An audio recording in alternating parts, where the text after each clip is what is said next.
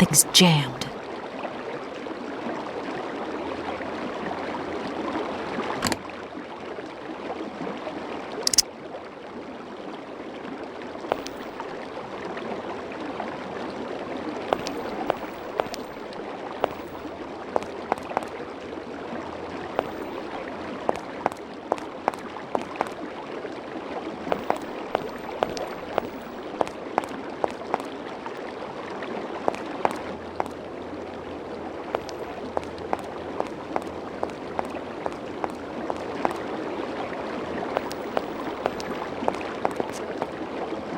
Hello.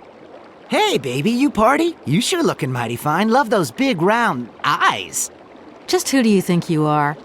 Hey, spunky. I'd like that in a lady. Okay, I'm hooked. Come on, Zol. I'll let you buy me that coffee. I don't remember ever asking. Hey, don't play hard to get. I know you like it big time. Listen, kid.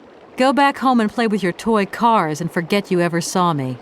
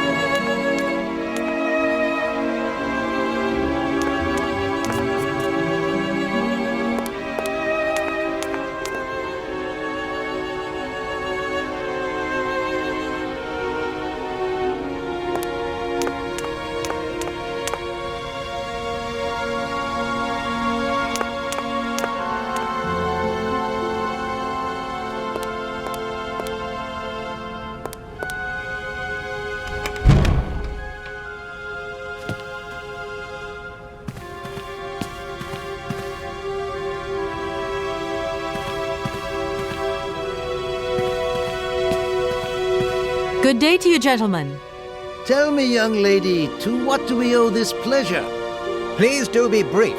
We do not have very much time on our hands. As rectors of this university, we have serious matters to attend to, and our time is precious. I have heard you wish to meet the owner of the train that is currently in your station. May I know the reason for your summons? We are surprised that your train has not yet left, miss. The situation is most regrettable. The rules do clearly state that trains are meant to come and go and not remain stationary at a platform. Trains should first stop, then subsequently leave. That is the rule. We agree then, dear colleagues, that what we're dealing with is deviant behavior. This matter really is cause for concern. It's a clockwork train, you see? So it needs winding up again.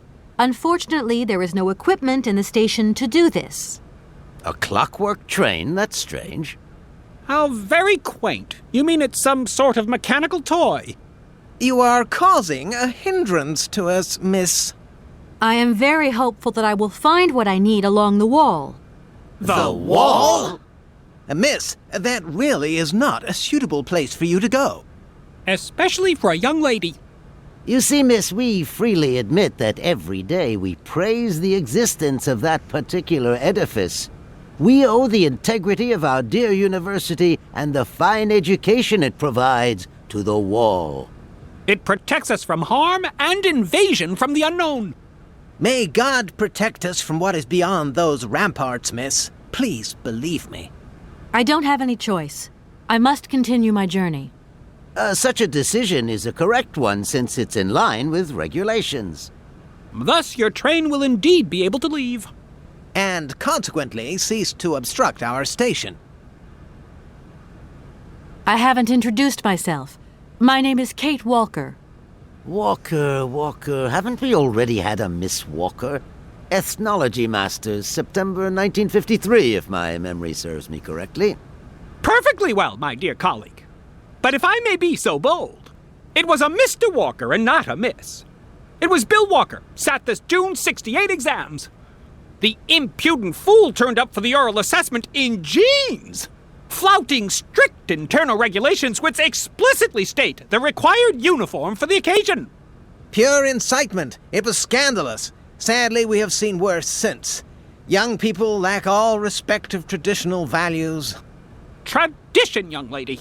One must always uphold tradition. You see, I didn't actually intend to stop here, but the springs of my train gave up, you see? No, not really.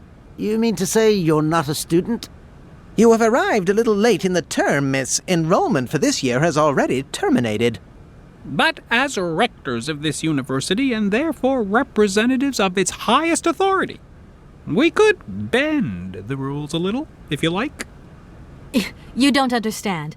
I'm a lawyer from New York, or rather Valladolid more precisely. My client wants to buy out an old mechanical toy factory, but its heir isn't actually dead and is living somewhere in Syberia. I've got to get to him to sign the sales contract. You see? Not really. This is a most peculiar tale. A kerfuffle of the highest order. We have an excellent law school, if you should ever change your mind. Can you possibly help me out here? Miss, your insistence is almost verging on indecency. We cannot constantly be at your disposal. We have many other requests to attend to. If you don't mind, could you not disturb us all the time? Thank you. Does the name Hans Vorarlberg mean anything to you by chance? Ah, one of the brightest, most idealistic intellects to have graced our university. Hans Vorarlberg. I remember speaking to him once. I was still a student at the time. He just stared at me, lost in thought for a while. He scarcely ever said a word. But how can one forget him? Idealistic?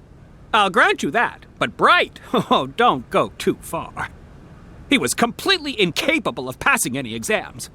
All he ever did was to sit in on lessons, and not many of them either. Paleontology, mainly. He had an unhealthy passion for mammoths, which matched the state of his intellect perfectly. That is to say, prehistoric.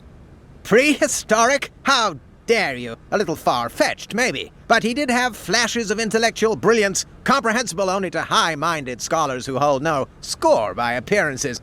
My dear colleague, your hasty conclusions are somewhat cavalier.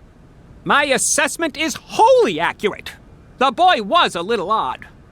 You must concur if my father, who was rector of the university at the time, had not shown great indulgence towards him. Hans Vorarlberg would have never attended this establishment.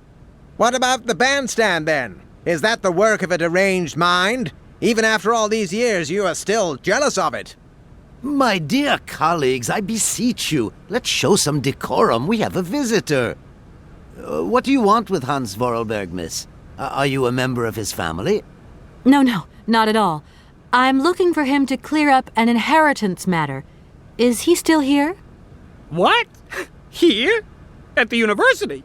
No, not at all. He left a long time ago. Yes, a very long time ago. The very year I was nominated to this position, in fact. Almost 50 years ago already. The poor soul moved on once he learned all he needed to know about mammoths. Ah, this establishment was never quite the same after his departure, it must be said. You mean to say it was never as bad? All that oddball brought to this university was his misplaced fantasies. Gentlemen, let's try to retain the calm and level-headedness that befits our position.